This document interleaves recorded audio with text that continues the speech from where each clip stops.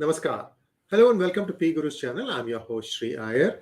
Today we have Chennai Corporator and Vice President of Temple Worshipper Society, Srimati Uma Anandan ji, and she's going to walk us through the illegal takeover of the Ayodhya Mandapam by the Tamil Nadu HR and CE department. First, I want her to, walk us through why this is illegal, and then it'll take it from there. You start out with an illegal premise and how things lead from there. Let's welcome Umaji. Umaji, namaskaram and welcome to PGurus channel. Namaskaram. It's a pleasure to be with you, Ji. Thank you so much, Umaji. First of all, congratulations on being the only BJP corporator in Chennai Corporation. You've pulled it off. Hats off to you. I know how difficult it is. I've heard a lot of stuff about what happened between 5 p.m. and 6 p.m. on voting day. And you have conquered all that and won convincingly. Congratulations to you. So today, madam, we are talking about Ayodhya Mandapam. Now, you've been intimately involved with this area. Walk us through a little bit of the history of this place and then why you think this process that TN, HR and CE has taken over this is illegal in your opinion, and then we can see how things go from there. Yeah. See, thank you so much for your greetings and so many people's prayers like yours, so many of them, who were not there for voting, but who were somewhere, who did not even know me. The prayers, all their prayers has been answered. I think the divine blessings and, nothing is more powerful than prayers has proved good in my case, in my election. Coming to this Ayodhya Mandapam, see, I would like to start in the early 1950s. The Kanchi Pontiff, whom we normally call as a Mahaperiva, respectfully, he was camping in West Mambalam area in those days, early 1950s. And at that time, he just felt that this place needs a satsang. And when the devotees from that area came, he asked them to start a satsang in this area. He said, build something in the name of Ram in this area. And once Mahaperiva blesses a thing, it grows larger and larger. That's what happened. See, people's contribution poured in. And by 1954, the building was over. Before that, he had come and stayed in a thatched hut in the same place. And over a period of time, as he had envisaged, this place attracted the local community. And it became a congregation for all satsangs, discourses, and all that. A lot of people made it a habit to come here every day in the evening and sit and chant Vishnu Sahasranamam. On Fridays, it became Lalita Sahasranamam. And all the festivals were being celebrated in a grand way. And actually now, Ayodhya Mandapam is an iconic institution in T Nagar, especially in West Mambalam. And this is a constituency where I stood and won. It has a lot of emotional bonding. See, with me, I don't stay in this particular area, but still, I have a lot of bondage with this place. You can imagine then people who have lived here for the third generation who are here. So many of them are third generation living here.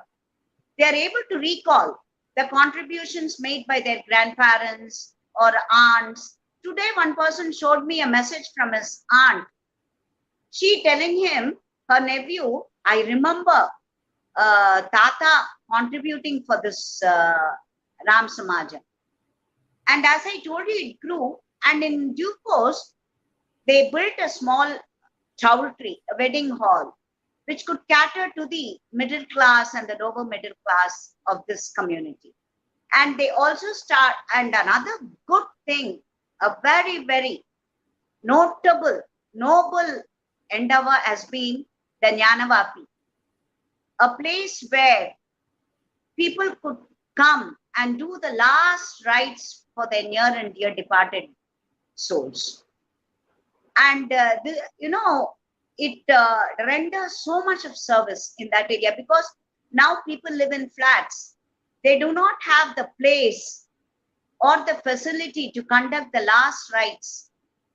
And now almost in about 90%, people come here to such places. Now we have another 3 or 4 more places like this. But this was one of the earliest step taken in this direction, and that Jnanavapi institution has been recently reconstructed in a modern to suit the modern needs of our people. And another good thing is the school here, which it again, the fees is very nominal and it imparts education mingled with our traditional Hindu values and ethos. So now you can imagine why the political vultures lay their eyes on institutions such as this. Today, the value of all these institutions, I don't think I need to spell out. It is mind-boggling. Yes, this indeed. is the real estate value. And see, this attack on this institution was started in 2013 by the then CM, Madam Jayalalitha. 14 January 6th. And that date is a very, very auspicious date for so many of us. See, you will also remember the day Supreme Court gave its verdict on the 𝙒𝙧𝙤𝙪𝙥𝙥 temple. Yes. We all know the lone Hindu crusader, Dr. Subramaniam Swamy. He literally took on the demons single-handed. And that is a landmark judgment for us. And that particular judgment is once again very much necessary to quote here in this present crisis we are having, the seizure of Ayodhya Mandapam by the Tamil Nadu 𝙤𝙬𝙤 department. All norms, all rules have been thrown to the winds. Not a single act is legal. I'm very, very strong in that. Not a single step has any legal sanction that they undertook on the 11th of April, just right after Ramanavami Day. The day previous to that, on the 10th April, Sri Ramanavami Day, around 9 p.m., the Sri Ram Samaj normally, take the Murtis, Ramachandra Murti along with his consort and Lakshmana and Anjaneya, they come around 4 or 5 streets in that area. And that also was there. I was there to seek Sri Rama's blessings on that auspicious day. The very next morning, they landed there without any proper records or process or procedures. That's what, it hurts you so badly when such people talk about. They come to the Honorable Minister says in the Secretariat, in the Assembly, financial misappropriation. I don't know what made him say that, because then his own department that he heads, the 𝙤𝙬𝙤𝙤, should be the first department to be cut to size.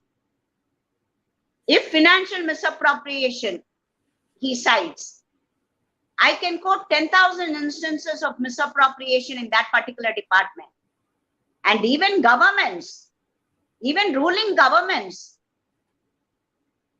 can't we take them to task on this particular issue?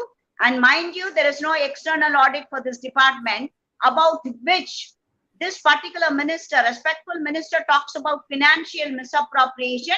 Complaints came, and that is why we have every right to take this over. I have 10,000 complaints against the 𝙤𝙬𝙤𝙤 department. What is his answer? Not yes. Quick question, Umaji. Yes. What is the name of the minister? Because I have a story to tell. If I think what you're saying is the right answer, go ahead. See, Mr. Shekhar Babu is HRNC minister. He comes to the assembly and says, when questions were asked about this illegal hostile takeover, he said, we have received complaints of misappropriation of funds from the members. That is why we took that action. I can quote umpteen instances, why 10,000 instances of misappropriation of funds by the Tamil Nadu HRNC department of both movable and immovable assets. Now we have just as recently as last week about the Peacock case in Kapali Temple. Yes, and if you will indulge me, I just want to take our viewers back to 1967. Just take 2 minutes, Umaji, because I've written extensively about this. Viewers, 1967, there is a property called Vandiyur, which belongs to the Madurai Meenakshi Sundareshwara temple. Today, that property is worth 3,000 crores. You know what 5,000. You're wrong. I'm sure it's gone up. It will not go down. It's 5,000 crores. It's a lot of money. I'll tell you what happened. This case, so what happened was in 19th century, I think 1890s or something like that, the land was given to two brothers to basically till the land and take the produce and use it to give it to the temple and for the benefit of the temple. And for that, typically there was a 20% that the tillers themselves kept, called manyam, I think. So 20% you keep for yourself, the grains and things that you grow there, vegetables. 80% you are supposed to give it to the temple. Two brothers were there. One brother passed away suddenly. There was a drought, and the second brother couldn't, make the ends meet. And in desperation, he sold off. This is under British rule. Sold off to a group of Chettiars. Now the Chettiars are very smart. They took it from here, kept it for 5 or 10 years. Then Roman Catholic Mission came. They sold it in turn to the Roman Catholic Mission. The problem here is the land never belonged to the two brothers in the first place. It was the property of the temple. Okay, so the temple trustees went to court, and the case dragged on and on and on and on. In district court, the temple won. In High Court, the Roman Catholic Mission won, and then it was taken to Supreme Court, and in a final bench, Supreme Court bench, headed by the then Chief Justice Sri 𝙒𝙧𝙤𝙀𝘀𝑗, a fantastic judgment came, saying that this land, this everything belongs to the Meenakshi Sundareshwara temple. I'm talking about 1960s. Okay, so what happens then? The actual deeding where the thing has to be given back to the temple is in the hands of a Tahsildar. This Tahsildar quotes a stupid argument and says that this land belongs to the Roman Catholic Mission. Clearly, he was on the take. By the time the DMK government had come into power, and guess who was one of the trustees of the Madurai Meenakshi Sundareshwara temple? The current finance minister's grandfather. This guy will talk about his father, his grandfather, his great-grandfather, everybody. His grandfather was chief minister for 10 days or 20 days in Madras constituency. He'll keep talking. Oh, he was chief. Anyway, so this guy, I need to shut up. Yeah, go ahead. Are you okay? Can you hear me now? I can't hear. No, I can hear you. You may want to exit and come back in. Viewers, I think the power savings kicked in her phone, so she's going to come right back. But my point here is that this DMK government has no foot to stand on, saying there is financial impropriety. Fix it in 1967. What the Tahsildar did, what the DMK government did, was contempt of court, of a Supreme Court bench judgment. It doesn't get better than this. There is no higher court authority to argue. There is nothing that they can do. They have to give the land over to the Meenakshi temple authorities. They haven't done that. Welcome back, Umaji. Can you hear me now? Yeah, I can hear you now. Yes. Okay. So if you're on the phone, most likely you're having power turned on or something like power savings turned on or something like that. Could be. Yeah. My tablet I couldn't connect. So I went ahead because it was time. No Yes. worries, no worries. So I have just Yeah. finished telling the story. There is a contempt of court problem that they need to solve. That's 5,000 crores worth property that the Roman Yes. Catholic Mission is sitting on, and they need to give it up. There was some other shenanigans done as if they're going to pay rent to the government and so on and so forth. The basic premise is still holds true. I They mentioned need this to- yesterday. I Yes, mentioned this yesterday yeah. about this. There are cases like this, about 20 cases like this. Why are they not in a hurry for that? And even this Queensland in Punamali, which belongs to Kashi Vishwanathan and Venugopalasammy, or the Arunachalapuram, which belongs to Tiruvannamalai temple. They are not, the judgments which have come 20 years ago, 10 years ago, they're not bothered to them. And this particular, coming back to Ayodhya, this Ram Mandir, Ayodhya, I would like to speak. See, court did not in its judgment. Oh, unfortunately, we seem to have lost her again, but she will rejoin us. So we are walking you through the Ayodhya Mandapam land grab. I thought that's all I can say, because there are political people, and Umaji is going to mention the people involved who are trying to grab this thing, and it will also give you a insight into how politics work at the ground level in Tamil Nadu, because it's not as bad as this in other states. Unfortunately, everybody learns from these guys, and the same thing will propagate to the rest of India. Think of it as a trying to preemptive attempt to try and stop this at this point, so that this doesn't spread to the other states. So we're waiting for Umaji to reconnect.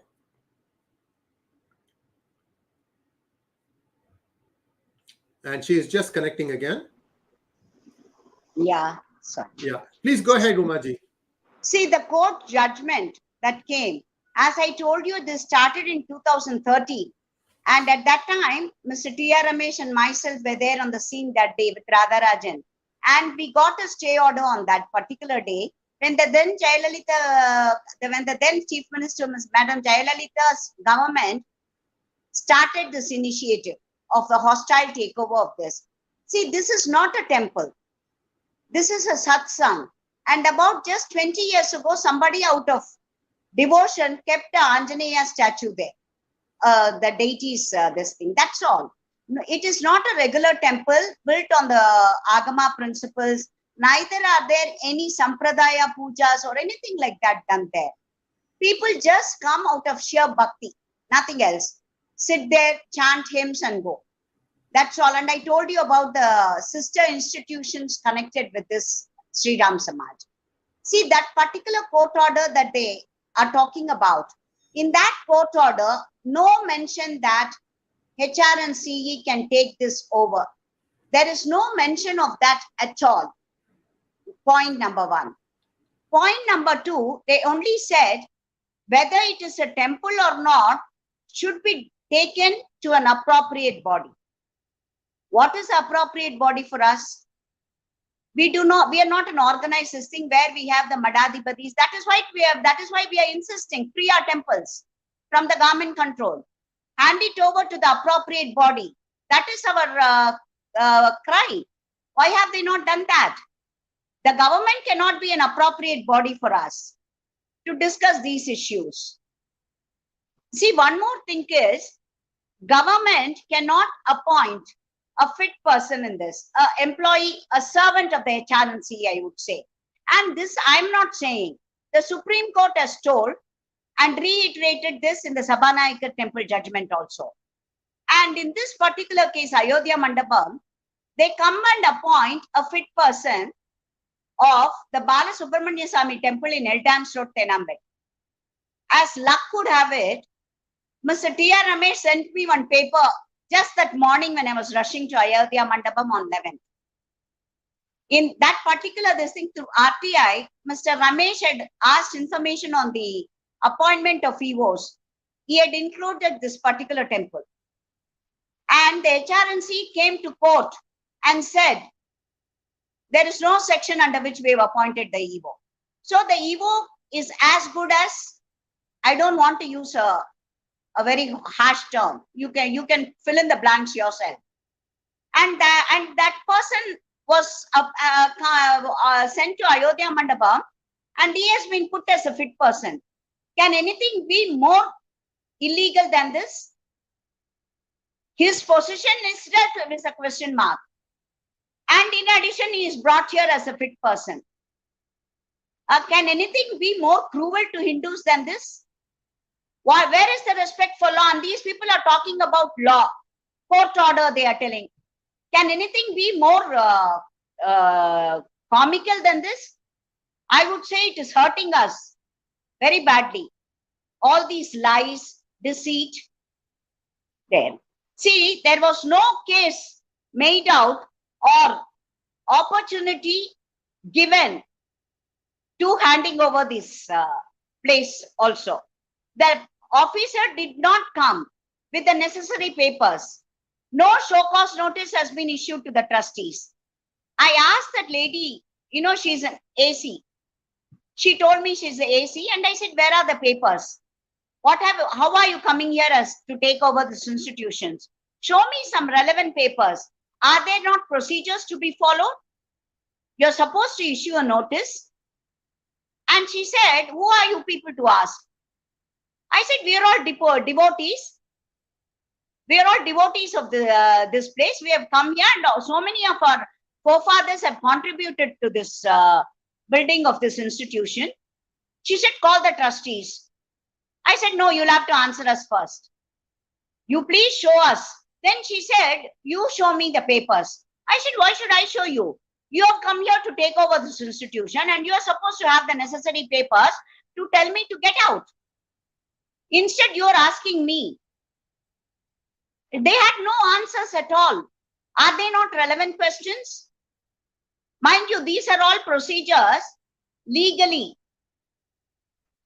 mentioned in the 𝙤𝙬𝙤𝘬 laws, plus our own constitutional rights.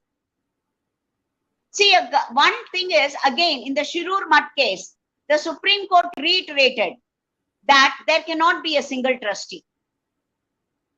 And he cannot be a government appointee. He cannot be as I said, it is a true sense of the word, servant of the 𝙤𝙬𝙤𝘬. Cannot be a fit person. Why are they keeping quiet on these illegal things that they have done now? Another thing is breaking open the locks of the Ayodhya Mandapam. They have no right. It is again as per the Supreme Court, this thing, the Tamil Nadu 𝙤𝙬𝙤𝘬 Act of 1959. The fit person would not have the qualification mandated under Section 25A of the 𝙤𝙬𝙤𝘬 Act of 1959. And they are supposed to come with the relevant papers, give enough time for the trustees to respond. When the place in question itself is being questioned as to whether it is a temple or not, how can they rush in to take this within a span of, and mind you again, the judgment in this particular case, they took about 15 days or more to load it in the net. How do we go on an appeal? That lady asked us, the AC who came asked us, we have given you enough time. Why have you not gone on appeal? I said, madam, please just see on which date the judgment was loaded. Do we go on appeal without the order copy in our hands? How do our legal counsel take it forward without knowing what has been mentioned in the order? And nowhere in that order I told her. I said, show me in one place in that order. I had the order copy in my hand. I said, show me in one place where it says 𝙤𝙬𝙤𝘬 should take over this Ram Samaj. She had no answer to any of these questions. Their intention was very clear. In the morning they came, she and the fit person supposed to be the EVO came around 10:30, 11. And we said, we will not allow you people to enter. And that is why they have said, we have hindered the public servant from performing the duty. What duty? Is it a legal duty that we are performing as per laws, as per rules, and as per the procedures? They had no answer to any of these things. And around, you should see, the place was full of policemen, about 10 police vans from the morning, and every street had about 50 people, 50 policemen. I think at one particular point, the policemen outnumbered the public who were sitting there. It was just to threaten the people from coming and joining the protest. Umaji, Yes.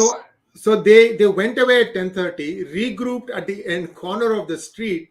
Walk us through that, and then let us come to the present, because I want to ask you some more questions about whose hand is in this, who is the one trying to grab this property, and we want to get to the really meaty part, but perhaps you can walk us through after 10:30 what happened. See, they went to one famous store and they were sitting there. After around 11:30, they left there and they were sitting there. And I will tell you that even that I think will come out, that video also.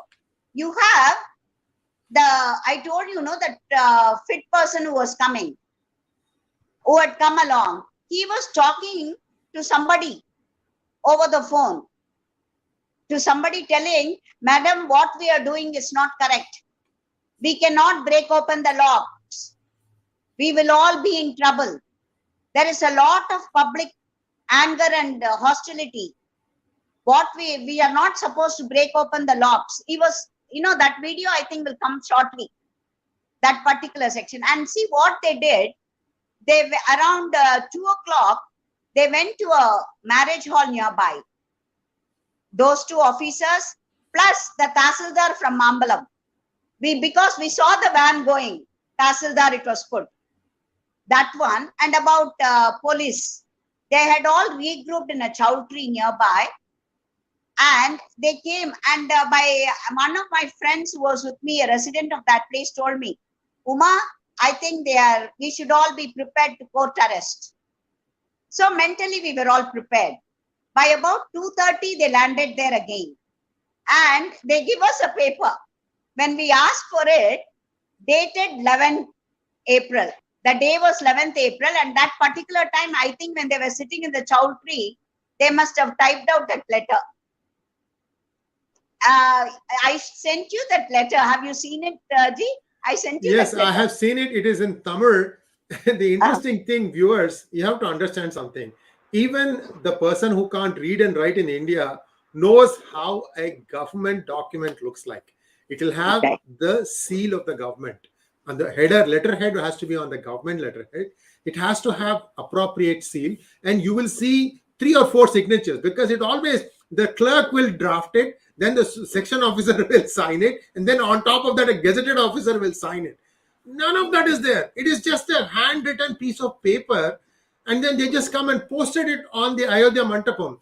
So, Umaji, this is also going to be probably argued when this is taken up at a higher court. I'm reasonably sure how this is going to head, but please talk us through what happened after that. Have you been charged under any sections? Because yes, we were expecting. Under 4 sections, I heard it from you. I heard it in your show. Yes. So we got a scoop that's what you're being charged. But have you been served those things? No, I have not been served. I have not been served. I have not been served. So that's good. But I heard under 2 sections. But in Sun News, it came in the TV channel that belongs to the ruling party. They mentioned this. They mentioned my name and the secretary, Mr. 𝙤𝙬 Nagarajan's name, BJP secretary, and this, including these two, about 48 or 51 people have been charged under these sections. They had mentioned that. A mouthpiece of the ruling party had mentioned this. See, at 2:30, 2:45, they all came along with a full police force. They said we should all, and we argued. Then what they did, they started pushing us all around there. And they said, please move. We had kept a picture of Lord Rama at the entrance. And the gates were all locked there. But what happened was, the police first took hold of Mr. Nagarajan, 𝙤𝙬 Nagarajan, the General Secretary of the BJP state. They literally manhandled him, lifted him, and threw him into the bus. This was the treatment meted out to many of us. They did not spare the women nor the senior citizens. There a few of them have got bruises, and in the melee, my spectacles also got broke. I have kept it. I have to get it done. The spare one I'm using, which my vision is not clear also in this. There. They literally dragged us.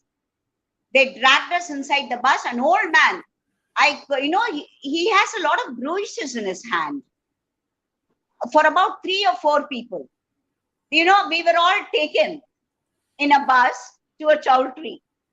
Like this, the first batch, second batch, third batch, fourth batch, like that. People were, somebody who was walking near any public who was walking near the mandap. Ram Samaj was pulled by his hand and twisted and taken into custody, taken into the bus.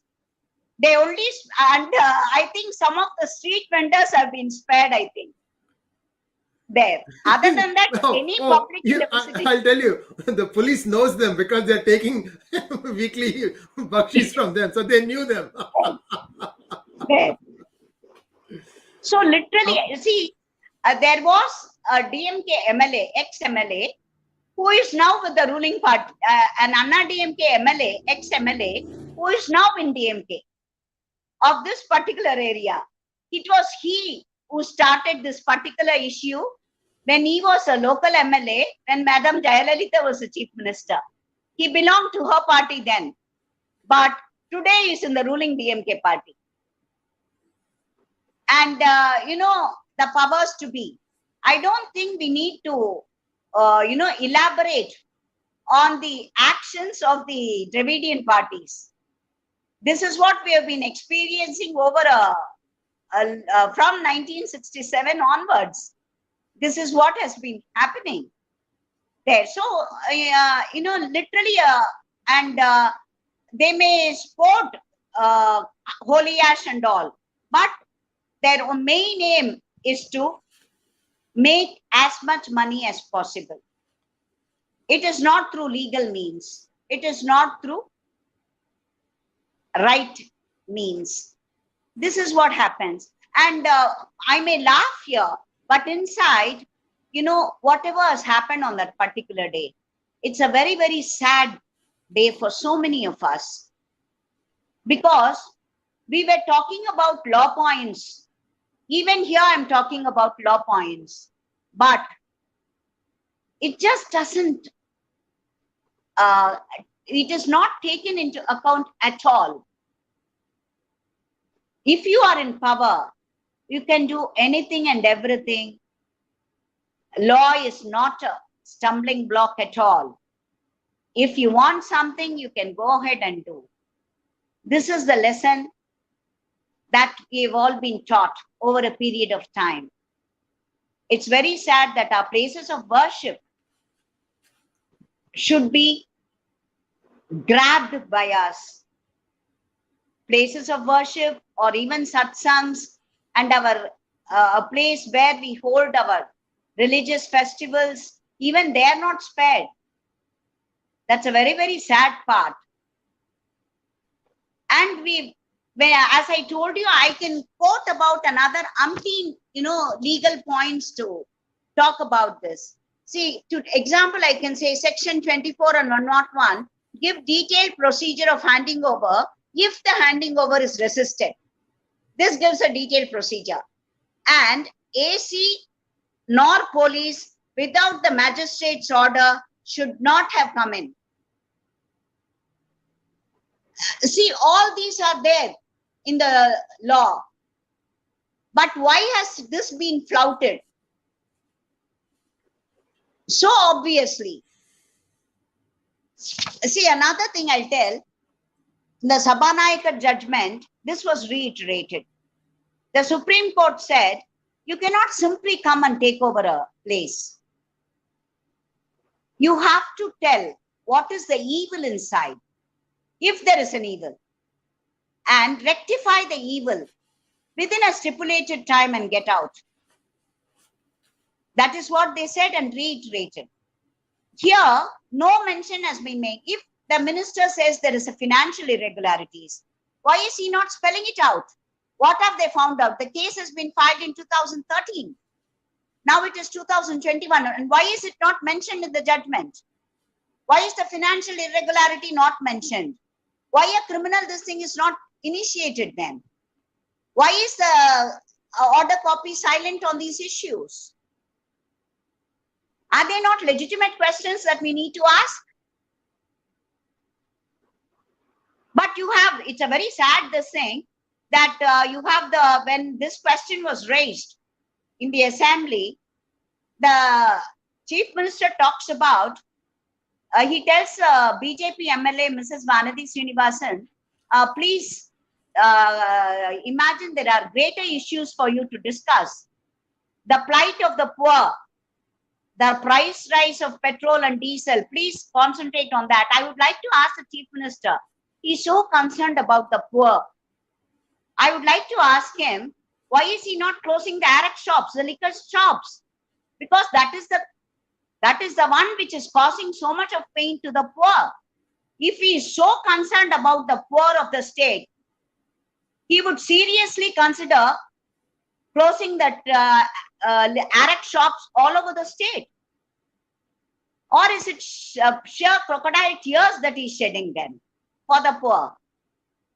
And he talks about the petrol, diesel price hike.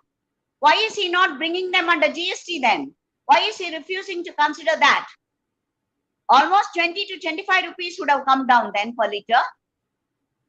And GST amount, the finance minister has clearly stated there is no amount pending. So is rhetoric just enough?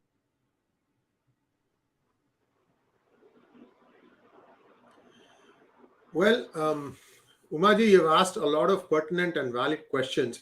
But see, my biggest fear is the law is very clear on many things, but the implementation is subjective and selective. They exist on paper. Yes. Umaji, if you'll indulge me for a second, I just want to explain to our viewers the location of West Mambalam and the area and the strategic importance of this place. Madam talked about a Kalyana Mandapam.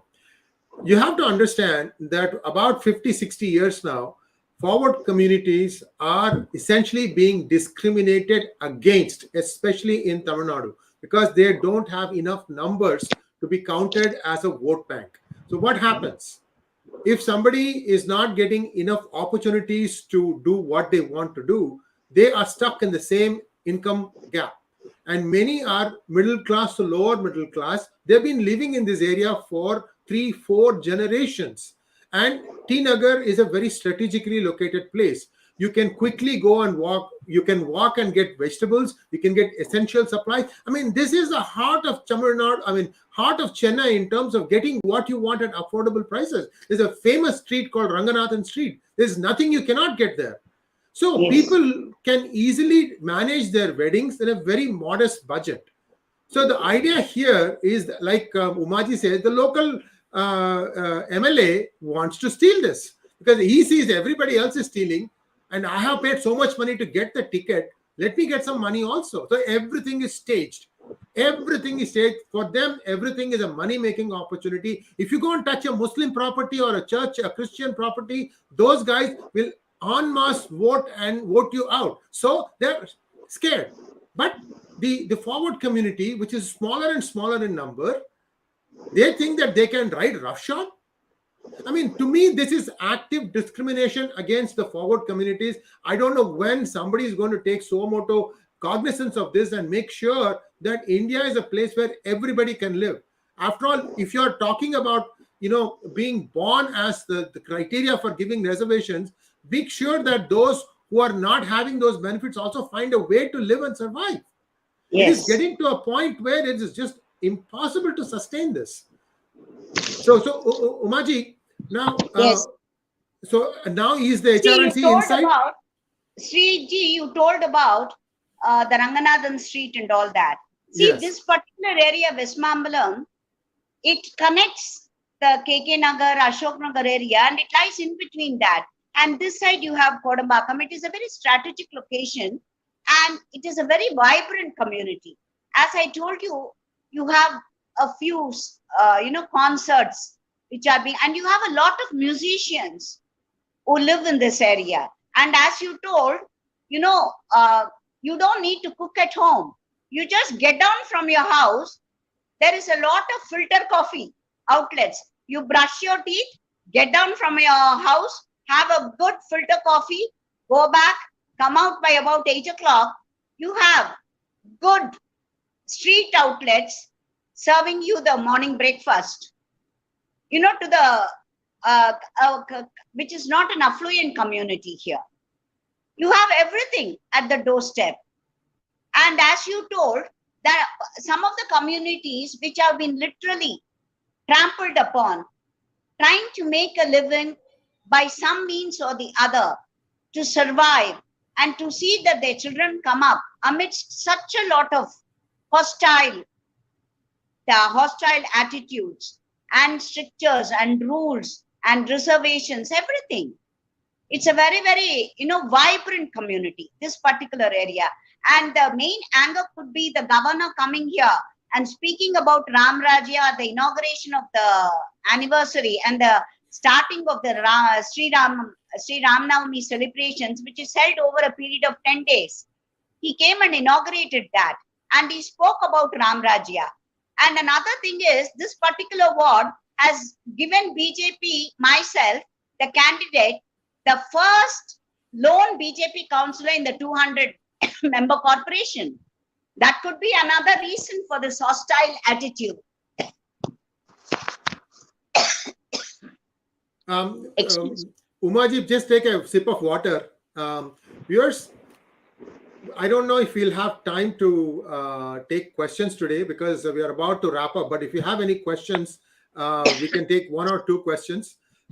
Because I still need to ask Umaji about the way forward. What is going to happen? Is now HRNC inside the premises or have they sealed the place? Go ahead, madam. No. They are inside. The HRNC is inside. I showed you some videos where earlier they were breaking open the lock of the 𝙤𝙧𝙤𝘪 Sannidhi, which is a criminal offense. And we are not going to keep quiet about it. I would definitely, there is a long legal battle in the future, and it is open, but you just have a skeletal population inside. The public, the local, see, at a given time in the evening by about 3:34, the place is full with at least 500 to 600 people inside. Morning, it is open by about 7 in the morning, and you will have a minimum of about 200 to 300 people there. But now it is just sure nobody is there, but you have the police outside. You have a good number of police sitting outside, and you have the media outside. Just about 10 people or 5 people are inside. Is this what they want?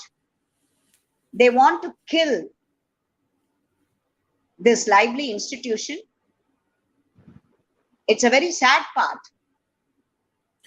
Umaji, it's not at all a surprise. First of all, these are atheists. They have no business dealing with temples and churches and mosques. They need to keep their butt out of there. But they managed to do it because they have sensed that this is an easy money-making opportunity. Like I said, 1967 court case still hangs loose.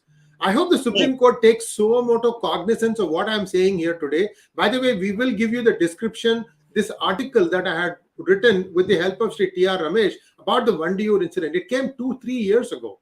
I mean, PGurus have taken up so many issues and given all the things that, in my opinion, the banana has been peeled and given to the government.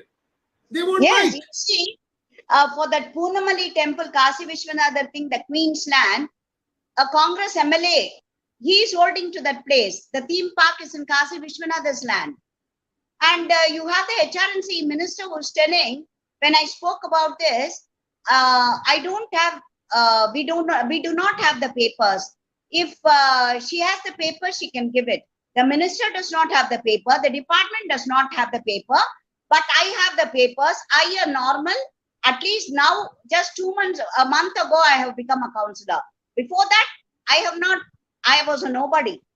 When we ordinary people can get hold of papers, we have the minister telling we do not have the necessary papers. Can anything be more ridiculous than this?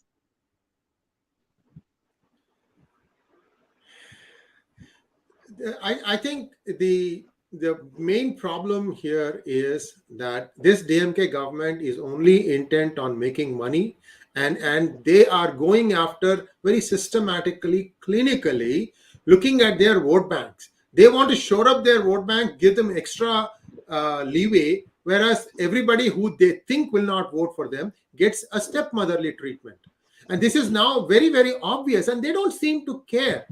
The point I think that needs to be understood by everyone, especially the middle class, they think that, oh my God, I have to go stand in a line, cast my vote, come back. And even if I do all that stuff, it's not going to make a difference. So I might as well just stay home. No, you have a responsibility, you have a duty. See, this is because of not acting early enough, is that they have become so brazen. And No, this is something I wouldn't agree with you, G, in this, because this particular area, they did come and vote, and they do it for the civic elections, perhaps. But because this time the people were desperate, because they have suffered so much during the rains, and they felt that both the Dravidian parties were not responsive at all. So people do react, and in this particular area, the DMK has never fared well in this particular area. Umaji, I was generally mentioning it as a general thing. It would have not been possible if they have not come out in numbers to vote for you. I salute the people of West Mambalam constituency. I was just generally saying this is a general malaise that has afflicted us over many, many years. No, you are absolutely right on this particular case, Umaji. The journey has just begun for you. You are one person. And we have talked about what can be done to improve the lot of flooding that happens, because these used to be built on lake. There are many are built on lakes, and when rains come in plenty, and the lakes start sprouting water again, and the basement gets flooded. That's the other challenge they have. So in moving forward, I'd like to end with the Ayodhya Mandapam, the Ram Samaj. Yesterday when the case came up, I told you about the institution Jnanavapi, where we do the last rites. That yes. and the school are with the trust, while the Ayodhya Mandapam and the adjoining wedding hall, they are under the HRNC now. The case comes up again on 21st. I would request all of you to pray that Lord Ram, shows his mercy on us and gives us this Ayodhya Mandapam back to us. Well, my fervent prayer is that. We are all with you, Umaji, and let's hope for the best. And viewers, we regret that we are not able to take any questions. Do we have any questions? I didn't see any questions. Let's just wait for a second. Let's see if there's any questions. Yes, Sanjeevi Nagasai Narsimhan wants to know, Madam, can you enlighten who foisted the case first and when? 2013, right? Yeah. Yes, it was foisted by one Mr. Ramani, who was also one of the trustees at one point of time. And he was the one who went and complained that misappropriation is taking place, and that man is still there,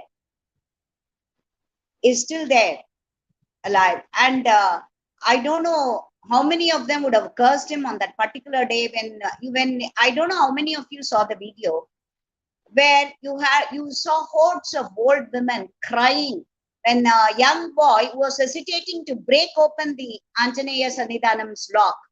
They were cursing. They were telling, Nasama Pova, that means go to hell. You will rot in hell. These were the curses heaped on that innocent boy who was being forced to do the job that he did not want to do. So this was by a gentleman called Ramani who started this. And whatever should have been talked or settled within the four walls. And this is the bane with us Hindus. We have enemies within ourselves. We don't need enemies from outside for our downfall. He went and complained on this. And this particular, again, and a mistake is, this should have gone to city civil court. It should not have gone to the thing at all, because he only spoke about the trust and the misappropriation of funds there. So at every stage, the legal process was never followed. Next question from Asha Agarwal. Are you planning to meet the governor to apprise him of the case? Yes, we are thinking of this.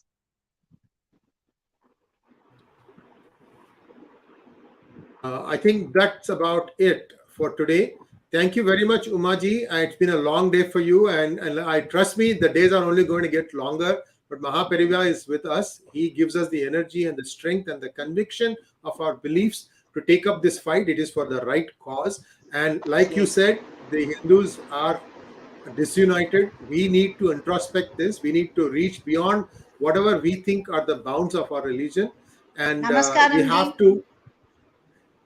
We have to really do it, because Lord Ram, I'm sorry for my accent, needs us, and this is most black and white. I've been telling you, this is going to happen in every temple, everywhere, every village, every constituency, because once they get a template working, these guys are very good at replicating it. They are very good at replicating it. So let's do the fight. This is a good fight to fight for, and this is our fight. This is not one person's fight. This is not Umaji's fight. This is not Ayodhya Mandapam. This is not West Mambalam. This is the fight of all Sananatanis all over the world. Thanks for watching. Please do like, share, and subscribe to our channel. And you are getting a lot of best wishes, Umaji, and you can see that people are really with you. Unfortunately, we just lost audio link with her again. We have a little bit of audio challenge. Thanks for watching again, and namaskar.